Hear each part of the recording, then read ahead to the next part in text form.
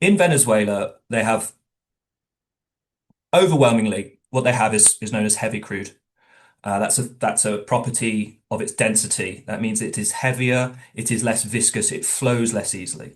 Now, if you think of pure physics, when you're trying to extract a liquid from the ground, the denser it is, the more density you need to displace in order to get it out, right? So getting Venezuelan crude out of the ground requires expensive and energy-intensive processes, including steam injection.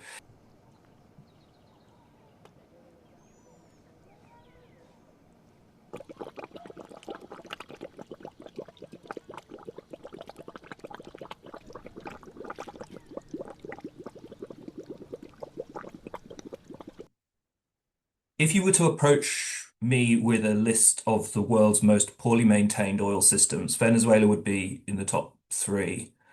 It has been rife with underinvestment, owing more recently to US sanctions, which means that it's very difficult for the few remaining independent operators that are there to adequately maintain infrastructure.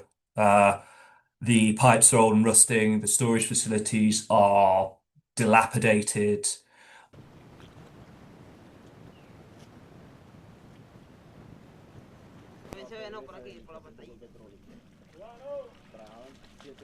Um, Venezuela, owing to infrastructure problems, owing to the type of oil and the processes involved in extracting it, has a venting and flaring problem.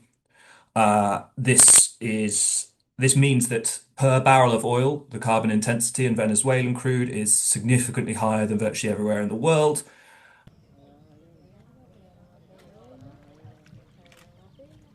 As a general rule of thumb, as you increase production, all things being equal, the amount of gas that escapes, and obviously this is methane gas when it's coming out and being vented, which is extremely damaging short term to the climate, is almost guaranteed to increase.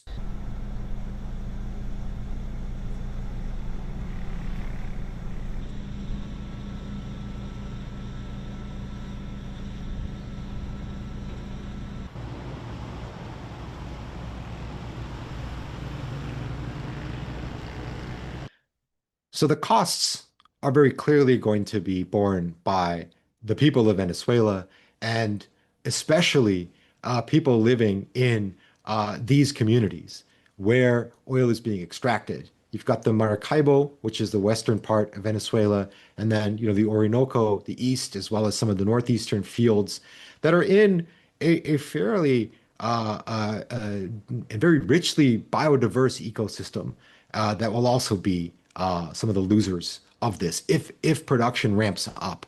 And of course, we've talked about we as a society will be losing because of the climate impacts.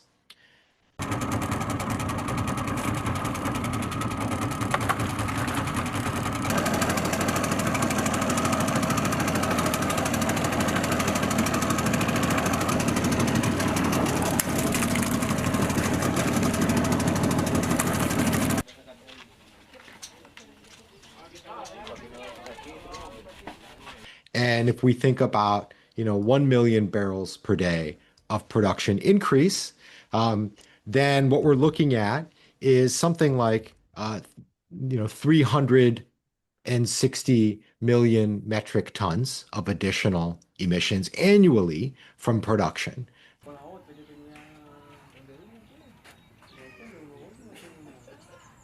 Porque soy novela negra, ¿verdad? No. No. Forever.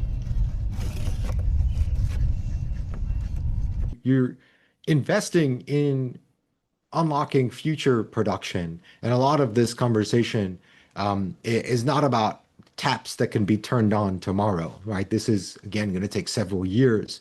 But the amount of time and money that is being invested in the continued supply of oil and gas sources is time and money that would be better spent on alternative energy, on decarbonized solutions.